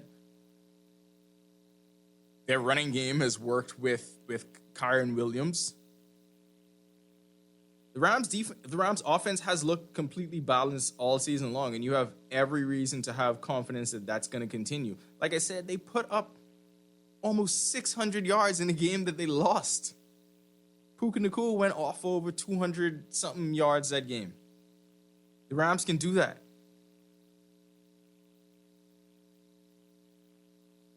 But the Seahawks have the top-rated defense. It's going to be a test of wills. It's one thing we know for sure, and that has played out within these first 2 games. It's going to come down to the wire. So I understand why it's at 2.5, because this game is probably won on a field goal. First game, Rams won by 2. Second game, Seattle won by 1. And that's on the 2-point conversion late. So if we're assured of anything, this game is going to provide the drama. I don't know if New England and Denver can provide the drama, but this game is definitely going to do that. We know that. We know that because we've seen that. Rams have been road warriors, looking for their 3rd straight road playoff win. And the crazy thing about the way this run started for them, because, like I said, just being in this difficult conference, probably closer to a 14-15 win team than the 12 that they had. That's just where their seeding started. But we looked at the schedule, we looked at the projections of what it might be headed into the wild card round, and you look and you say, could the team win 3 playoff games on the road? And yeah, nobody really doubted that the Rams could do that. That's a testament to how crazy good they have been and what that run is going to look like. The Panthers, nobody knows what's up with that. Nobody understands why they struggle with the Panthers. But once, it sounds odd to say, but once they got by that, they were good. Only 5 teams in NFL history have won 3 straight road playoff games during their postseason run. Only 5.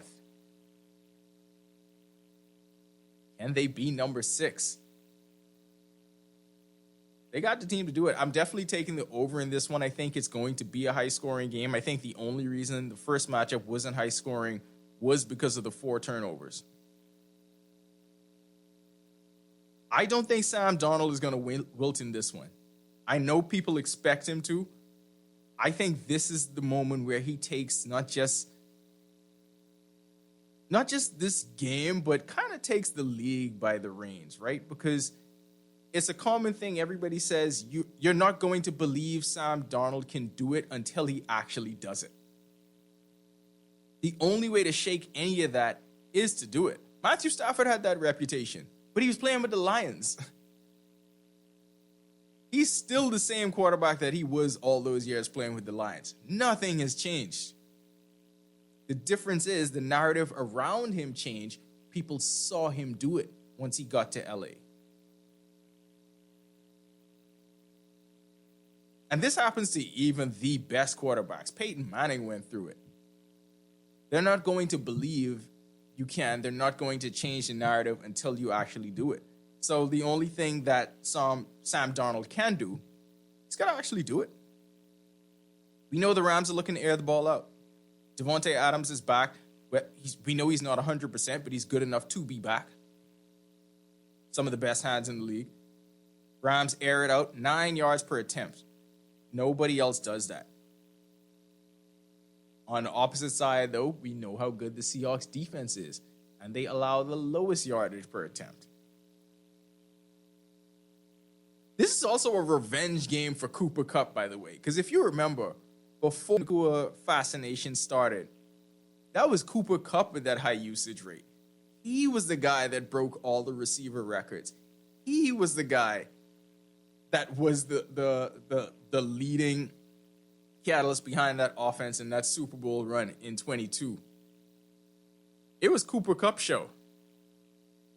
And it became Puka Nakua's. Now Cooper Kupp's over in Seattle. Wide receiver number 2, sometimes number 3. But it's a revenge game for him.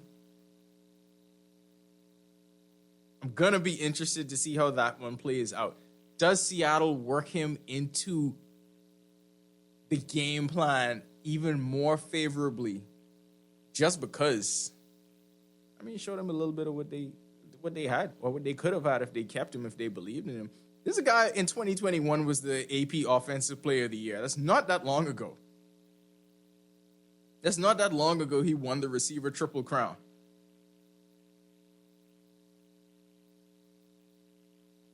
We know he's not that guy anymore, but still a very serviceable receiver. He can have one of those games. He showed flashes of it against the 49ers. Had 5 catches for 60 yards. He's been healthy all year. This is the time to do it. If he's ever going to have... And look, not saying I expect him to have a vintage Cooper Kupp game like he did with the Rams, because Seattle's not built. I mean, JXN doesn't... Well, yeah. JXN's going to get targeted like 15 times. But he doesn't even have to have that vintage Cooper Kupp game. He just has to be able to make plays when they matter the most. He has to be able to be a guy that Darnold can rely on.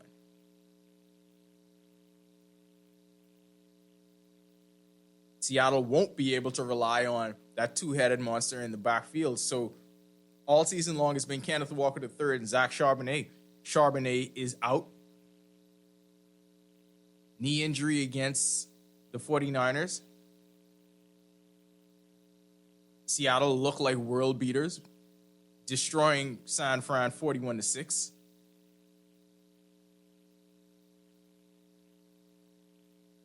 Led the Seahawks in rushing touchdowns, but second on the team behind Kenneth Walker in yards.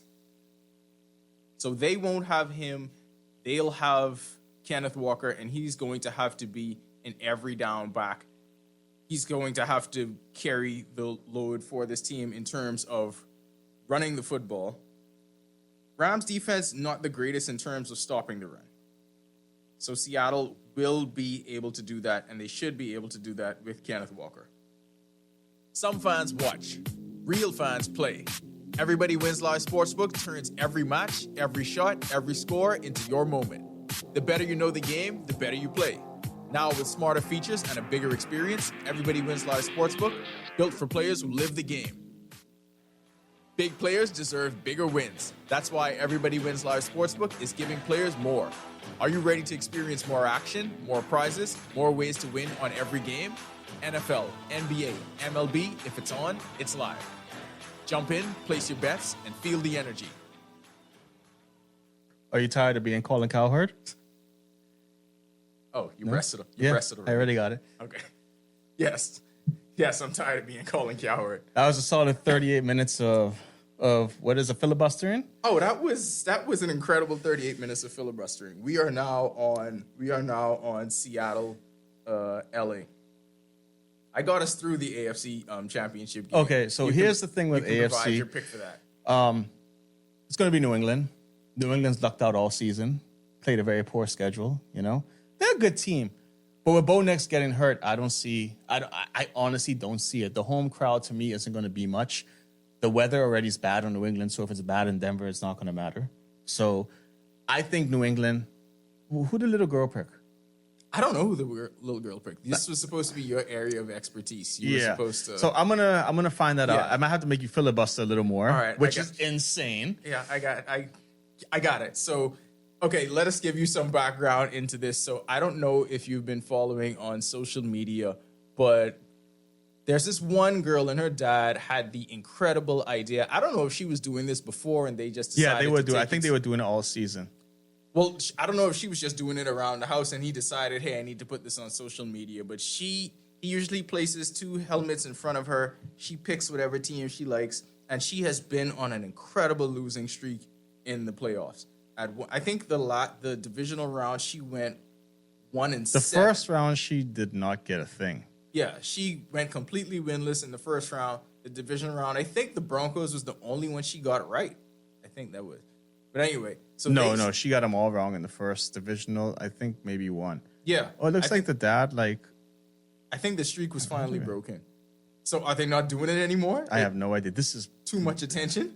This is really sad if it's gone. This is what happens in social media when you get too much attention. So anyway, she picks games. Thing is, if you're betting, you should always fade her because she was completely wrong. But yeah, like I said, I did not know who John was going to go with. We all know Carter's going to go with the Patriots. There's very good reason to go with the Patriots. All right, so they didn't do one for the divisional yet. But whatever she picks, bet the other way. But no, I think that New England's going to win. I wish that Denver would have a full squad because they just seem to know how to win.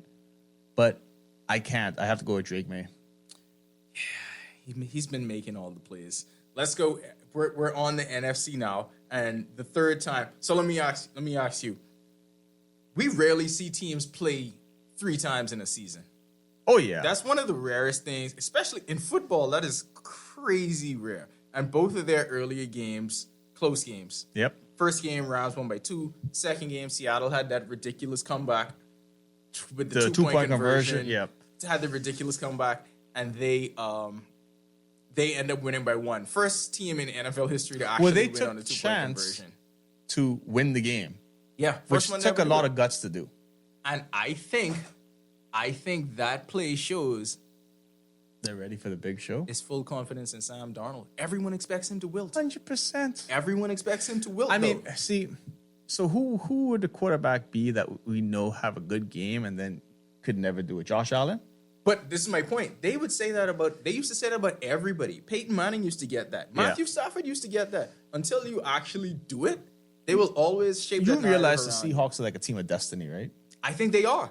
And I honestly think Sam, I don't think he's just going to protect the ball and be the game manager. I think Sam Darnold is going to make plays to win. I think he's going to look like an elite quarterback.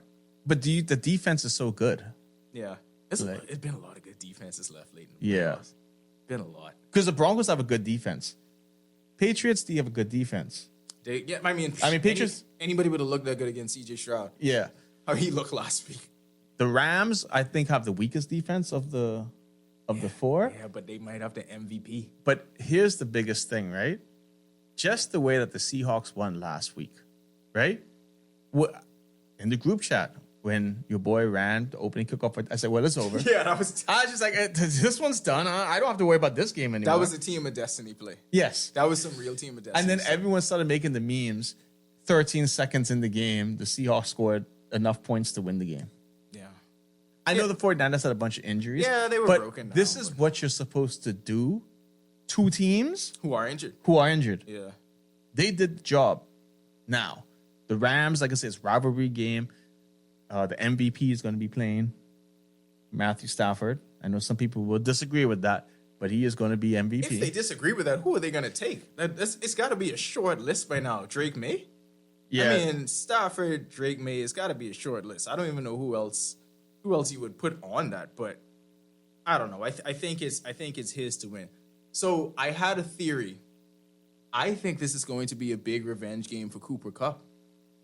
Okay. I'm looking at Cooper Kupp in terms of prop yards. He had 5 catches, 60 yards against the 49ers. I think Mike McDonald tries to figure him into the offense more. I'm looking for Cooper Kupp to actually have a big game. That's right. I like revenge games. I just think that this game is in Seattle, and that home field advantage is a real thing. Yeah. There's going to be a mini earthquake in Seattle this weekend. Like really? Well, they say the crowd gets so riled up that. Okay, I didn't know if he was doing a thing or like that was really. Yeah, about no, to the happen. stadium, like the Richter scale, like Okay. it's a small magnitude earthquake, Wow, but 12, man. they shake the ground. Also, I feel like Marshawn Lynch is going to be like, "What's up, guys?" Do you know he calls Sam Darnold Ginger Cuz. I don't know if he knows his name. So Marshawn That's Lynch, a strong name, though. Yeah. So I mean, you know, LA slang, everybody is cuz. So he reposted a picture of some of the guys in the locker room and he was like, "Congrats on advancing to the NFC Championship to all my N-words Yeah, and Ginger Cuz." Ginger Cuz. But that shows the respect he has for Sam Darnold because he's like, I'm not leaving my quarterback out. And I know he's not one of the N-words, but Ginger Cuz. So that's his nickname moving forward. So without Seattle having both their running backs, because they did lose Charbonnet, I do, in terms of props, I think Kenneth Walker is going to have a big game. I think he could have like a 100-yard game rushing for Seattle. On the other side, I think, of course, Puka is going to have the heavy usage. So over 7.5 receptions for Puka. If the Rams are... If the Rams are going to win, Puka has to have a big game. Yeah, even if they lose, I think Matthew Stafford going down, slinging this ball, and that's one dude who he's going to his top options no matter what. Yeah. So you could pen that in terms of your props, Puka for So at least 8 Denver receptions. is going to be, I mean, I know I'm going back. I'm looking at the weather Yeah, we because can that's go back. very important. 22 degrees high, 4 degrees low, snow. New England, ain't no difference. New to England, them. yes, but I think that makes the game a little closer. Because I mean, Drake May was throwing it around in those horrible weather's always conditions. a great equalizer, though. In those horrible conditions against the Texans. But I think that Broncos have a pretty good run game to be able to. Depends. they need J.K. Dobbins. Yeah. Because R.J. Harvey is great in the passing game, and they could take advantage of that. But they gotta have that balance. You gotta But have they have to. Dobbins. They have to go with the two back lineup, Yeah. R.J. Harvey and the backup. But Patriots have it. yeah, the Patriots are good though. They got Ramondre How is it that Stevenson and Travion we're back Henderson. here? How is it we're back here? God loves them the most. Boy, they love them. I mean, I don't know what else you could say. I don't know what else there's left to say about the Patriots. We've been talking about them winning literally all of our lives. That's Yep. what it feels like. And we back here again, and the only person standing between that is Jared Stidham. Boy, I'm sitting here, I've been trying to talk myself into Jared Stidham because I'm taking the Broncos to win. okay. You're taking them because you want them to win. I'm taking them because I actually believe that defense is enough. Think about it. As horrible as CJ Stroud played, and I don't think Jared Stidham's going to play that bad because it's difficult to play that bad. I mean, you think Jared Stidham could have like 5 picks like how CJ Stroud had? Think of it. If he has, It's going two ways. It's either going to be a 5-pick game or they win. think about it like this. If he has the basic NFL quarterback game, which is like 17 for 27, 1 touchdown, just no interceptions, or maybe 1 interception, they could win with that. Yeah, they can. They could win with that because that defense is good enough. And I think it's going to be a low-scoring game. And when things are a low-scoring game, I think it could swing either way. I just don't see the Patriots losing. I honestly, as I keep saying, I could have been a Patriots fan, could but have been. apparently no. My dad wanted me to be a Dolphins fan. You should have been a Patriots Boy, fan. I would have. I would have had all the business. I'd still be mad at him with that. All the business. But anyways, yeah. I just don't see New England losing. Now, if they lose, I ain't gonna be mad. No. I feel like this, we are in a weird Let's put position, it this I way: think. Buffalo losing Made everybody. made everyone, I think, fine. Made the football world fine. Because I've seen Patriots win so many times, I don't care. We've seen all these teams win in recent years. So like none of this is gonna be new. We saw Seattle win with Russell Wilson. We saw Denver win with Peyton Manning. It didn't really make a difference. We just seen the Rams win a couple years ago. I cool And with then it. we've seen New England win all of Yeah. our lives. So So, it don't whatever. really make a difference. Yeah, don't care. coaching matchup for this game. Both around the same age, but in terms of the experience, world of difference. Sean McVay already has a Super Bowl. I think the other day he tied Don Shula for like the youngest to reach like 40-something playoff wins or something crazy like that. On the other side, Mike McDonald just got his first playoff win in the game against San Francisco. Does it matter? Does it matter in terms of that coaching experience, or it only matters what you're doing this year? I don't think the coaching experience really matters. I think it's more of the player experience, which Stafford has, which is big, and Sam Darnold doesn't have. Like, to me, that is a big deal. Yeah. That in reality, because let's put it this way. Bill Belichick did not win games. Tom Brady won those games. North Carolina show you that. Yeah. So, just like in reality, the 49ers, when they lost that Super Bowl, it wasn't the coaching. It was the quarterback missing the throws, missing the reads, all that stuff. Yeah, and then you happen to have Patrick Mahomes on the other side who had the experience to just say, give me this. Yeah. Buffalo had Josh Allen. Josh Allen was driving them down the field. Like, let's put it this way. If you tell me you need a field goal or a touchdown to win a game and you have Josh Allen at the quarterback position, I am taking that 95% of the time. Yeah. Hell, I might take it 100 because I just feel like he's that good. I would take it 100. I just have to be wrong. I would take it 100%. You have to be proven wrong. Just like, I don't know if you spoke about the interception in that Buffalo game. No, it was interception.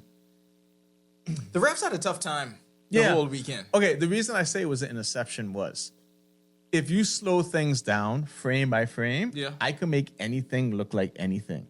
The touchdown pass that was dropped by the Broncos guy, if you stop the frame, stop it at a certain point, it looks like a catch. It looks like a catch, right?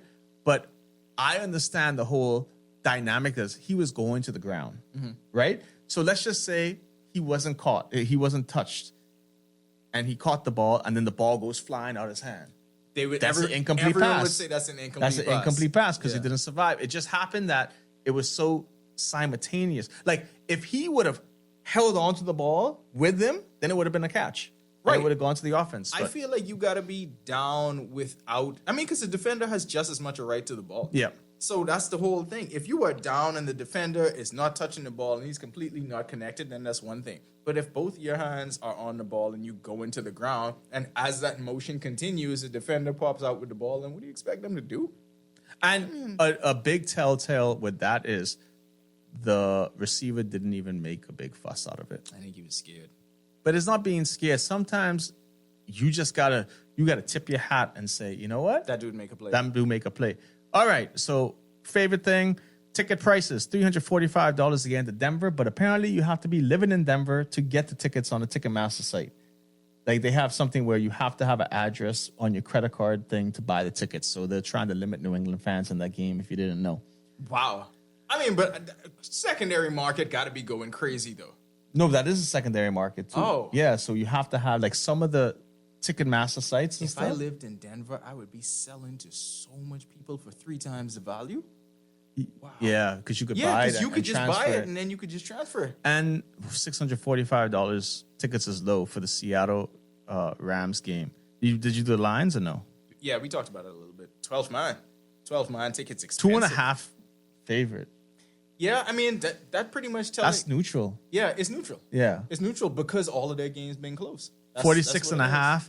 Yeah, I think that goes over 46 and a half. Yeah, I don't think the Denver game goes over 42. I think it could be low scoring too. Yeah. I honestly think Denver. I think it's like a defense could do 20 enough. to 20 to 17 game, somewhere around that frame. I think it's going to be mucked up game. Because if you think about it, the Patriots' offense was not great until Drake May had that late throw to Keyshawn Boutte. Yep. It was That was a good throw, though. It was incredible. Great throw, great catch. It was incredible. But Drake May has been fumbling a lot. He fumbled 6 times in 2 games. I mean, they had the defensive touchdown. All of those things were a factor. They have not been playing great.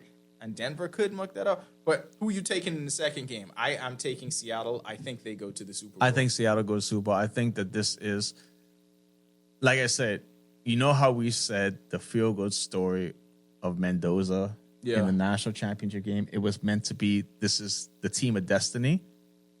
Seahawks are the team of destiny because I think after this they win the Super Bowl. I think Sam Darnold is the best feel-good story left. Yeah. I mean, because Jarrett Stidham will just be, oh, he came from out of nowhere, played these last 2 games, blah, blah. Drake May will be, oh, young quarterback, the beginning of a new dynasty or whatever, blah, blah, blah. Matthew Stafford would be, okay, late in his career, does it again. I think this is Sam Darnold, the guy who was supposed to be elite, the guy who everyone wrote off, who started to become a journeyman. That's the beautiful thing about the NFL sometimes. There are people that you say they're done, and they come back. And you know who might be a candidate for that? Tua Tagovailoa. Jeez. Where you took it? Yeah. Look where you took it. How would you feel if he ended up becoming Good that? for him. Yeah. I'm not going to be mad at him. Because I don't dislike him. No. I don't dislike him. A lot of Dolphin fans do, but I don't dislike him. I don't even dislike McDaniel. No, I'm not going to. Look, we tried. It didn't work. It's like dating a gal. I just was about to say, it's just like gals. Hey, we ain't got to hate each other. You know what? It just didn't work out. And that's okay. Sometimes but at least, it's all right. See, the thing is, and the bad thing is, people try to paint people in bad lights, and you shouldn't do that. Sometimes, mutually, it just didn't work. You talking to Buffalo? Yeah. And Miami people sometimes, too. All of them. And the Jets. They paint people in a very terrible light.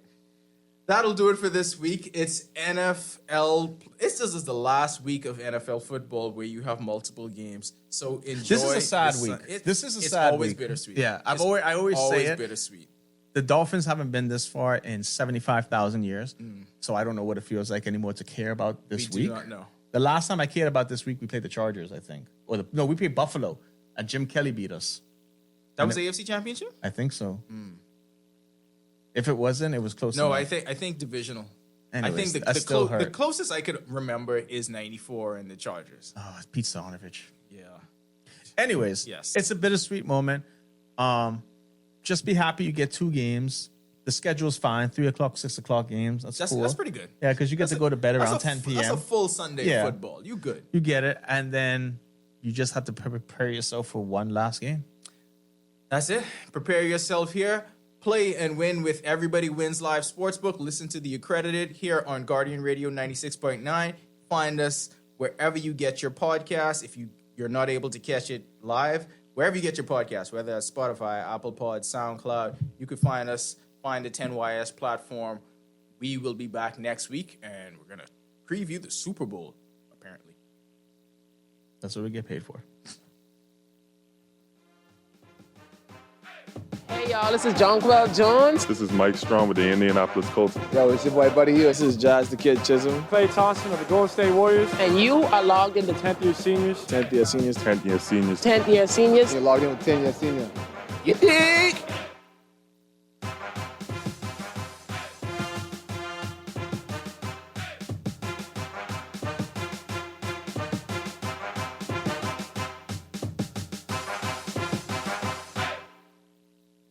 The secret is out. The all-new Everybody Wins Live Sportsbook is here, and it's what you've been waiting on. The action never stops. Live odds, live bets, live excitement. The biggest sportsbook is waiting on you. Your team, your moment, your win. Everybody Wins Live Sportsbook, built for players. This is Guardian Radio 96.9 FM, streaming on GuardianTalkRadio.com and the Guardian Radio app, Nassau, Bahamas. AP News for Friday, January 23rd. I'm Ben Thomas.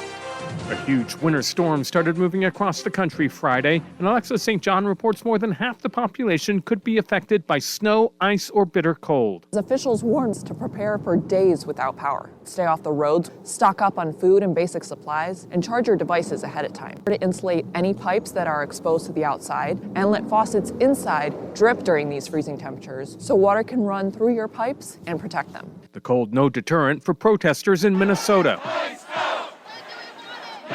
Protesters turned out in the cold. We love our Minnesota immigrants. This woman, Amy, is bundled up. We have to do what is right and protect our neighbors no matter what the conditions are. Protest intensified since Renee Good was shot and killed by an ICE agent in Minneapolis.